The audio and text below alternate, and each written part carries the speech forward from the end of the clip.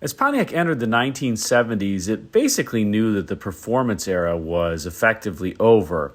Pontiac General Management knew that engine horsepower was going to come down because of emission standards, and as a result, they tried to kind of point Pontiac in a new direction. One of the first steps in this new direction was the introduction of the 1971 Granville. And the name came about because it was really a blend of the Grand Prix plus the Bonneville, hence the Granville.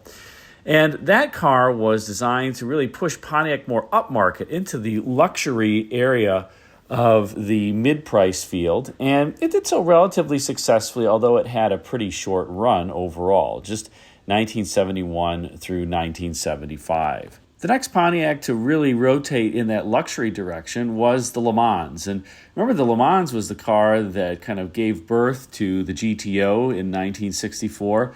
And so it seems very atypical and strange to have a luxury Le Mans. That just was oxymoronic almost at the time.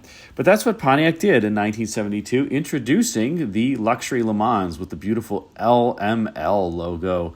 And it was a higher trimmed Le Mans that had a bunch of great luxurious features like a luxurious interior and even fender skirts. So something that was previously sacrilege for the Le Mans was no more. It was now a more luxurious vehicle, at least if you elected for that particular package. And then in 1973, Pontiac really came out with something that was a sporty vehicle but also luxurious at the same time, and that was the Grand Am. Similar to the Granville, the Grand Am name was really a mix of the Grand Prix and the Trans Am, hence the Grand Am. Now, we've previously discussed the 73 Grand Am on this channel, but I want to describe in a bit more detail why I think the 73 Grand Am is one of the last vehicles of the 1970s where one could actually call it beautiful. It's a complexly surfaced vehicle, and it's one of those rare vehicles at the end of an era, kind of right as the bumper standards are coming in, that to me still just makes my mouth water every time I see one because the styling is just absolutely gorgeous. I already mentioned that the Grand Am was really designed to be a bit of a luxury car in addition to being sporty. And the Pontiac studio at this time really just had one studio from a design standpoint. It was led by Bill Porter, and this studio did everything from GTOs to the Grand Am to Grand Prix to Bonnevilles to Granvilles, all done in one studio. Bill Porter was the leader, and his assistant was a gentleman by the name of Wayne Vieira, who would later go on to lead GM's Saturn Studios. The Grand Am design actually started out as the design for a GTO for 1973, but as I mentioned, Pontiac Division's general management knew that the cars were going to have to go in a different direction, a bit more luxurious. And so this particular design with the full Enduro front end was reserved for a new vehicle, the Grand Am, I think because general management knew that the GTO was going to be sunset. It would just last one more year into 1974, and at that point it was really just kind of a rebadged Ventura, a rather sad ending for a very storied vehicle. By the way, one of my viewers is going to kind of poo-poo my pronunciation of Ventura, so I'll say it correctly, Ventura, just for that particular individual. In any case, like I said, this particular design started out as a GTO, but designers knew that that era was coming to a close and they had to have something a bit different for this Grand Am. And I mentioned that the Grand Am name was a mix of Grand Prix and Trans Am, but by this point it's kind of strange. Pontiac had a lot of grand vehicles. They had the now Grand Am, the Granville, the Grand Prix, the Grand Le Mans, the Grand everything. And that was really because Pontiac's leadership just had an affinity for the grand name. Kind of like Cutlass for Oldsmobile, when every car that Oldsmobile produced practically was a Cutlass. The Salon, the Sierra, the Calais, the, Supreme, of course. A ton of Cutlasses. I guess the Pontiac use of the term Grand preceded Oldsmobile's use of Cutlass for everything. Regardless, the beautiful part about the Grand Am was how designers ended up modeling that front end that has a number of complicated surfaces and intersections associated with it. Take a look in particular of this top view of the hood. And in the overhead view, you see just how many ins and outs this front end surface has. Take a look at the hood and the fenders. You have a very crisp top fender edge, leading down toward a fillet as it approaches the midsection of the hood. And then you have yet another fillet on the other side of the headlamp. Then you have this large so-called catwalk area on the hood, and that's effectively the low section of the hood in between the headlamp and then that so-called prow, that arrowhead that starts all the way at the corners of the hood and comes forward and extends beyond it into that beautiful beak up front.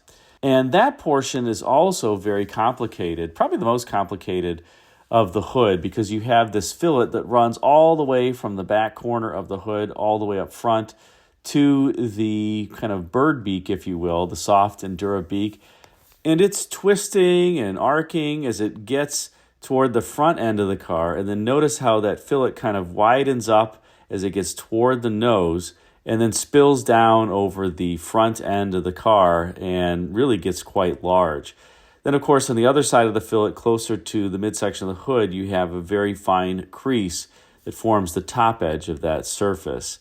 So this is an extremely complicated surface for this hood and this front end. And I have to say the designers just did a bang-up job. I love this 6-port version. I love the later 12-port version as well that would come out the following year. Notice this isn't made all that obvious because of the quality of the GM stampings and sheet metal during this time, but imagine that there were no hood cut line for a moment, and you can see that those grills actually are so-called catwalk grills because that catwalk area, that low area of the hood, just spills over the front end beautifully, and then you have a fillet again at the bottom side of the grill. They kind of twist to be parallel to the ground as they get lower, or as you look lower and as they approach the bumper on the car. What an absolutely spectacular design. Now, as we rotate to this front three-quarter view, you can really see that filleted surface that I was mentioning. And notice how it kind of twists and turns, especially as it gets toward the front end of the car. And then it kind of dips downward as it approaches that Endura-style front end and has a similar arc to it as the grills as it spills over. Notice the light is kind of spilling over as well in this photo along with it. It catches the light just beautifully. Again, I think the designers did a fantastic job on this car. Now, to my eye, there's one styling flaw with this front end, at least toward the rear portion of the front end, and that is where the hood meets the door. And notice here, well, first of all, the sheet metal stamping quality and the overall fitment of these pieces together is abysmal. And that was what GM was known for, unfortunately, in the 1970s. I mean, look at how big that gap is. It's just awful. But regardless, take a look at that crease that's coming off of the hood, and it terminates where the hood terminates. It doesn't lead into the door. And that's kind of a pet peeve of mine, that you have a gap serving as a way to basically terminate a beautiful feature line on the car. And my guess is that that's not what designers wanted or modeled, but this was probably done for cost reasons or also because it was tough to form that crease in the sheet metal right at the very edge of it.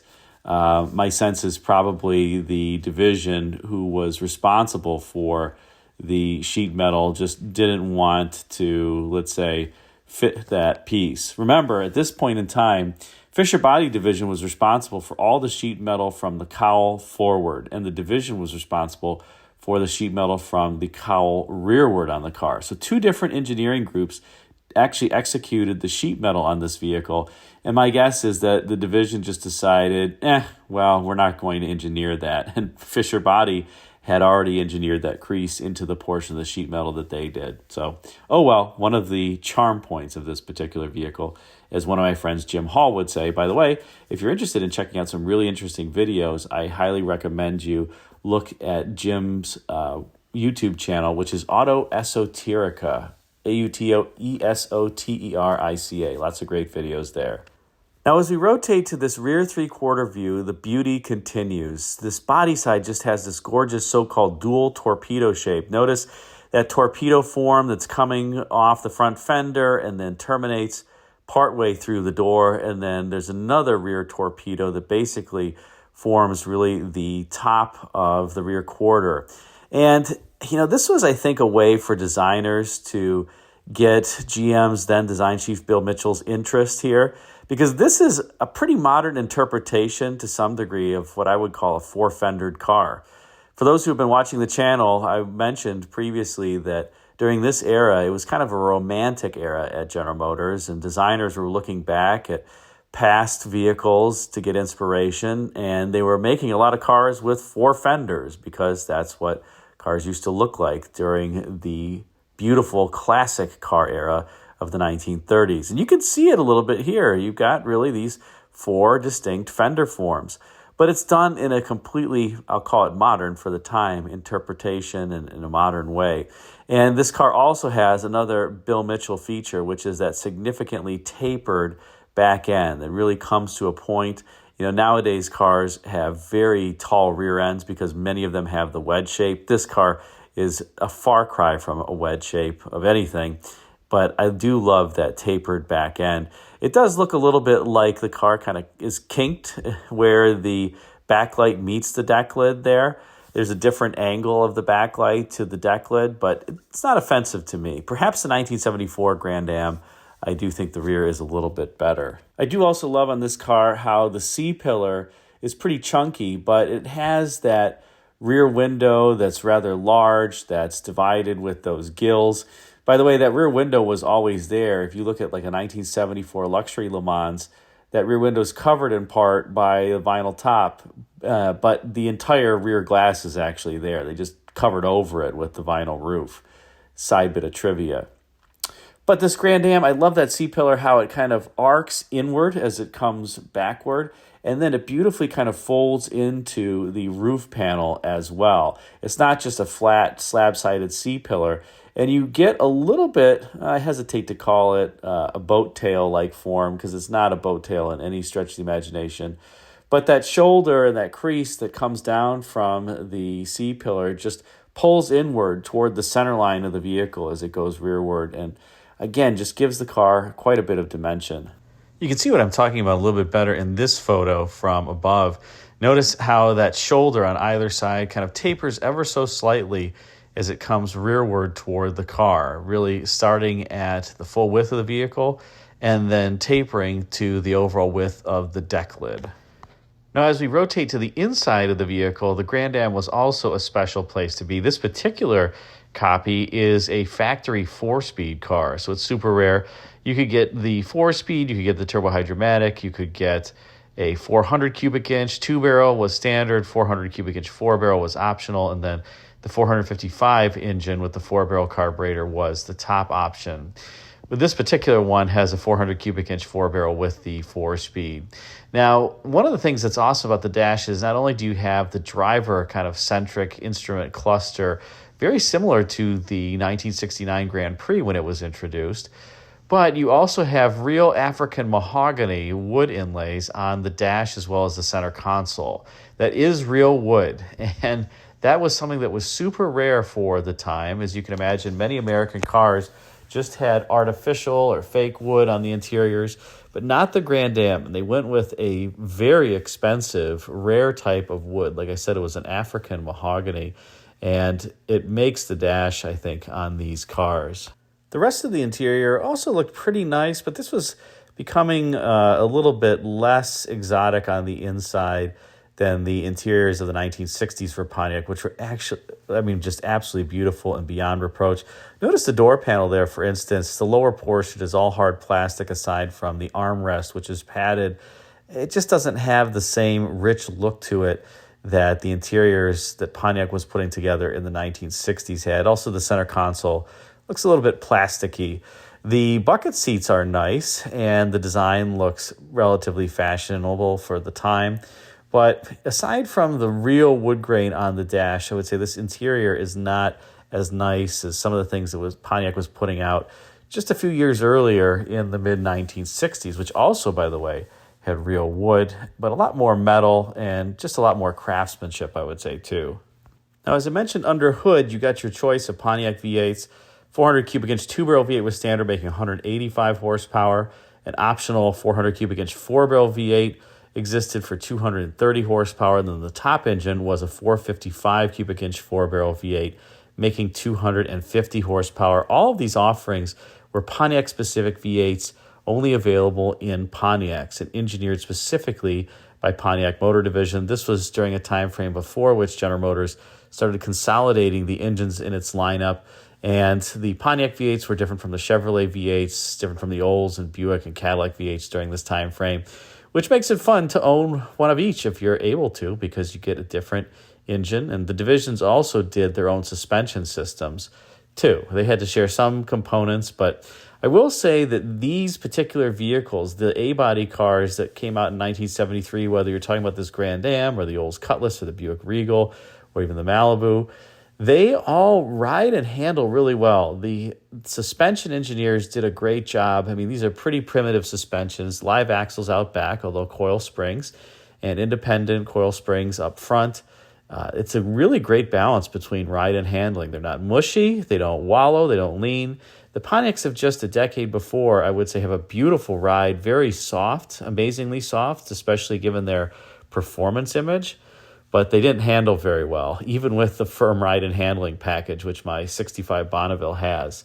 But they did ride well. These cars actually rode and handled well, probably one of the best ride and handling balances that I've ever experienced in a car, especially for the era. Unfortunately, I wish the one Achilles heel is that, like I said, the body fitments and particularly the doors like to sag on these, and it ruined a little bit of the experience overall. But the engines under hood were still quite nice, especially for 1973. By 1975, the 455 was making considerably less power, closer to 200 horsepower. It lost 50 horsepower in just a couple of years with the introduction of the catalytic converter in 1975. So what do you think? Is this Grand Am the last beautiful Pontiac of the 1970s? I mean, even the side profile is just absolutely fantastic. Maybe the only thing you could criticize is the rear overhang, and maybe one would want a little bit more dash to axle up front. Looks like it needs more wheelbase in general, but the car still, the sheet metal and the curves, that double torpedo shape, and I believe this color is Burma Brown is the name of it. I even love the wheel covers, the turbine vane wheel covers. It's just a fantastic looking car. I would love to own one of these, maybe someday. Well, put a comment in the comment section. Let me know what you think. Thanks again for watching.